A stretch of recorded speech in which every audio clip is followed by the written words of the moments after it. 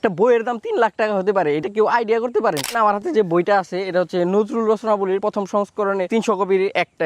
এই বইটারই আরেকটা কপি দেখলাম rare and antique book store নামে একটা ওয়েবসাইট আছে। এই সাইটে দেখলাম যে প্রায় 2500 ইউরোতে লিস্টেড আছে। এটা হচ্ছে নিলামে 2500 ইউরো বাংলা টাকায় আনুমানিক 3,27,000 টাকার মতো হয়। তো একটা বইয়ের দাম 3 লাখ টাকাও হতে পারে। শুধু অনেক জিনিসই রেয়ার হলে মানুষ কিনে না, ওইটার যদি মূল্য না থাকে। তো এটার ভিতরে কি মন জিনিস আছে যে 3,27,000 টাকায় নিলামে তুলছে? এই বইটা থেকে কিছু জিনিস আমি উদ্ধৃতি করি। যেমন এখন বর্তমানে রমজান মাস আসলে মানুষ জাকাতের দিকে একটু ফোকাস করে।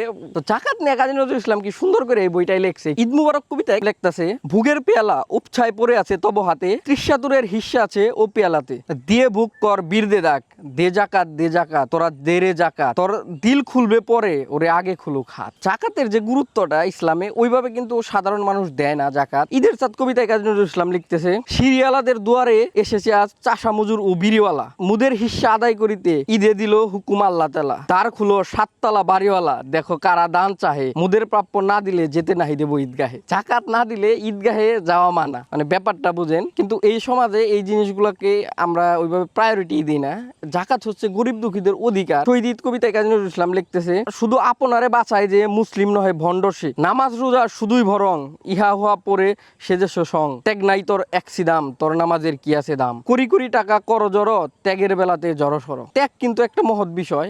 যার ত্যাগই নাই, এক সিদাম ত্যাগ নাই, তার নামাজের আসলে দামই নাই। ঈদ মুবারক কবিতায় বলতেছে যে যারা জাকাত দিতেছে তারপরও অনেক অর্থ, তাদেরকে বলতেছে যে জাকাত তো দিলাই, শুধু হিসাব করে জাকাত দিলে হইব না, তোমার যেহেতু অনেক অর্থ আছে, একজন মানুষ আশেপাশে না খায় রয়েছে, তার দিকে তুমি দেখো। বুক খালি করে আপনারে আজ দাও জাকাত, করোনা হিসাব আজি হিসাবের অঙ্কপাত, একদিন করো ভুল হিসাব করে হইলেও মানে একজন মানুষের তুমি দেখো। কাজী নজরুল ইসলাম অভাবী মানুষের দুঃখটা খুব সুন্দর করে ফুটাই তুলতেন। এই বই আরেকটা কবিতা আছে কৃষকের ঈদ, কবিতাটার নাম। কবিতাটার কাহিনী কনটেক্সটটা হচ্ছে অনেকটা এরকম, একজন কৃষক সারাদিন পরিশ্রম করে এবং যা ইনকাম করে তাদের আসলে তার সংসার চলে না, এবং একজন জীর্ণ শীর্ণ কৃষক, তার হচ্ছে সন্তান মারা যায় দুধ না পায়, এরকম একটা সিকোয়েন্সে কবিতাটা লেখে। কবিতাটা বলতেছে, হেরো ঈদগাহে চলিতেছে কৃষক যেন প্রেত কঙ্কাল, কসাইখানায় যাইতে দেখেছ শীর্ণ গরুর পাল।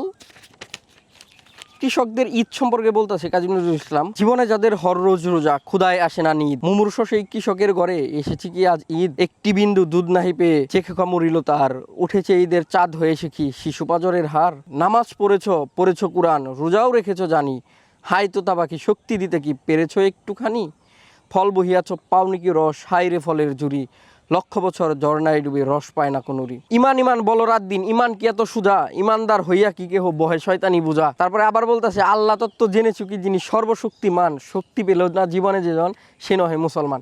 এবং আরেকটা কবিতায় কাজী নজরুল ইসলাম বলতেছে, শক্তি সিন্ধু মাঝে রহিয়া শক্তি পেল না যে, মরিবার বহু পূর্বে জানিও মরিয়া গিয়াছে সে। তো একজন মানুষ জীবিত না যদি তার ভিতরে ইমান না থাকে। তো এই বইটা আসলে অর্থমূল্যে জাজ করা আমার কথা ছিল না। তো আপনারা যারা নামাজ রোজা পড়ছেন তারা আসলে আশা করবো একটু মানবিক ব্যবহার করবেন মানুষের সাথে। আমি এমন অনেক মানুষ দেখেছি ঠিকই নামাজ রোজা করতেছে, 5 ওয়াক্ত নামাজ পড়ে, পারলে তাহাজ্জুদের নামাজও পড়ে, কিন্তু বাজারে দোকানদারি করতেছে, এই যে রোজার মধ্যে সিন্ডিকেট করতেছে, ঠকাইতেছে। তো এই জিনিসগুলো যদি থাকে, একজন মানুষের ইমানই থাকে না, ইমান যদি না থাকে আসলে তার দ্বারা কোনো ইবাদত কবুল হওয়ার কথা না। তো প্রিয় দর্শক, এই ছিল ভিডিওটি ভালো লাগলো অবশ্যই শেয়ার করবেন। দেখা হবে নতুন কোনো ভিডিওতে। সে পর্যন্ত ভালো থাকবেন, সুস্থ থাকবেন। আল্লাহ হাফিজ।